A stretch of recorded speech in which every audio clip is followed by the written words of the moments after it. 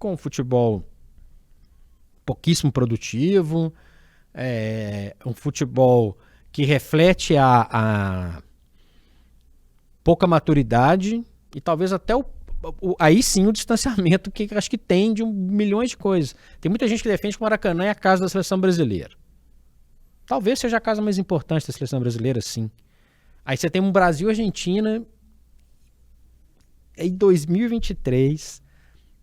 Esses jogadores todos que estavam lá, inclusive os que jogam no Brasil, acostumados a catimba, a trombada, a fazer o que o Depou fez o jogo inteiro e queria fazer, e que não faz só contra o Brasil, faz contra todo mundo. E também tem seu mérito nisso. O jogo é bonito, é feio, não tô discutindo. Ficar dando pancada no Depou ia resolver alguma coisa? Nitidamente não. A galera entrou na pilha. Jogador que joga no Real Madrid decide Champions League entrando em pilha. A Argentina sobrou no jogo psicológico, tanto que em dado momento do jogo, que parava o tempo inteiro para as faltas, né? A seleção da Argentina tinha, sei lá, 1/3 das faltas que a seleção brasileira cometia, e isso foi se refletindo nos cartões, foi se refletindo no próprio nervosismo. Não é, para mim, só a culpa da arbitragem, não. É culpa muito do que os jogadores da seleção brasileira acabaram fazendo ao entrar nesse jogo mental, nesse jogo psicológico dos argentinos. A gente começa a perceber alguns movimentos mais automatizados, alguma coisa mais ensaiada na seleção, só que ainda depende muito de laterais que não fazem o perfil do Fernando Diniz hoje. Para mim, o Carlos Augusto tem um perfil totalmente mais defensivo, o Renan Lodge, que é mais agudo, pouco acrescentou no jogo contra a Colômbia. A gente viu do lado direito os 2 jogos, o Emerson Royal com muita dificuldade de recompor, porque é naturalmente também um cara que vai mais para a linha de fundo, consegue ser ali um secretário do Rafinha. Para mim, o único destaque, mesmo assim, ainda bem apagado, o Bruno Guimarães em algum momento dos jogos. Porque é o cara que assume ali a responsabilidade da criação a partir do momento em que você tinha alguns desfalques importantes, né? O Rodrigo muito abaixo, era o camisa 10, era quem deveria flutuar ali, fazer, entre aspas, a função do Neymar. Não conseguiu. Vinícius Júnior no primeiro jogo se machuca muito cedo. A gente tem no segundo o Gabriel Martinelli, que também acabou ficando um pouco mais isolado na ponta esquerda. Quando é acionado é ok, e tem um entrosamento muito interessante com o Gabriel Jesus, né? Depois acaba ficando marcado por uma fala, e muitas pessoas criticando pela fala, né, dele falar que o gol não é o forte dele, fazer o gol não é o forte. Achei até humilde de parte do Jesus falar sobre isso, porque ele não é um cara que faz poucos gols, ele é um cara que vira e mexe, tá metendo gol no Arsenal, fazia gol no Manchester City, e na seleção brasileira é consequência. Acho que não é o perfil dele, ele quis dizer que acrescenta em outras características. Mas ainda assim é muito pouco, acho que vai ser difícil melhorar. A seleção agora só vai ter jogo em março contra a Espanha, na Espanha e Inglaterra em Wembley. E até aqui 2 vitórias na primeira perna, né, de data FIFA lá em setembro, um empate e 3 derrotas consecutivas. A seleção não perdia 3 jogos seguidos desde 2001, Fred. E não vem colocar a culpa toda no Diniz não, tá? Não. Só para deixar muito claro. Exatamente. Até porque ele reaproveitou muita coisa até começar a colocar o jogo dele em prática. E vamos ser honestos também. Ele deixou uma impressão interessante naquele primeiro jogo com a Bolívia, ainda com o Neymar, e etc. Foi interessante.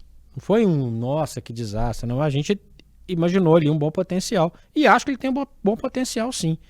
Agora, a seleção envolve muitas coisas. A cabeça dos jogadores, de onde que eles estão.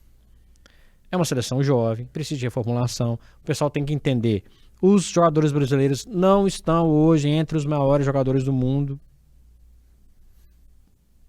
Dá para tirar talvez o Vinícius Júnior dessa história. O Rodrigo está um pouquinho abaixo, atrás, né? Bruno Guimarães, para mim, baita jogador, mas ainda não é um jogador que uma seleção vai ser construída ao redor dele, pode até vir a ser. Tem jogadores importantes, o Joelton também, mais um que fez uma bobagem no jogo contra a Argentina. O Marquinhos, a gente já discutiu várias vezes o Marquinhos. Bom jogador, mas também não é um jogador... A seleção brasileira não tem um jogador acima da média. Quem que é o Neymar? O Neymar, esse sim, é muito acima da média. E o Vinícius Júnior tem um potencial para ser esse cara acima da média. Hoje é um jogador da prateleira de cima, mas ainda assim abaixo de uma turma que tá, inclusive no Real Madrid, acima dele. Mais novo ou mais velho.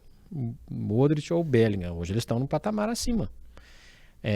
Então, eu acho que isso tem que entender. Porque essa soberba, tem a soberba, né? Total. É a soberba. Que vai ganhar, que faz isso, que faz aquilo, que é goleada e tal. O Gabriel Jesus, se vai cobrar dele artilharia de muita coisa, esquece. Ele não é esse cara. Quer cobrar artilharia? Põe um cara que vai ficar por conta de fazer isso. Nunca foi o perfil dele. Não justifica os números ruins que ele tem na seleção. Mas o perfil de jogo da seleção é diferente também. Vai ser o Ancelotti? Menor ideia. Já ouvi que sim, já ouvi que não. O Mourinho, inclusive, no dia desse falou que não era para ele pegar, não. E assim, é um rabo de foguete, porque a pressão é grande, só vale ganhar. E a coisa não funciona assim.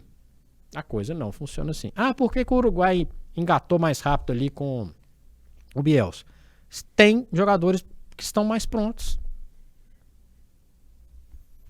É isso. Você falou da defesa. Lateral, uma tragédia. A zaga, inconstante. O Alisson é um baita goleiro. Não vive o seu melhor momento, mas é um baita goleiro. Meio de campo. E aí? É um processo de formulação. Sorte do Brasil que as eliminatórias são sul-americanas. Okay? Pode testar, pode pensar num monte de coisa. Copa América não é prioridade, mesmo ganhar ou não ganhar, pra mim faz diferença nenhuma. Zero.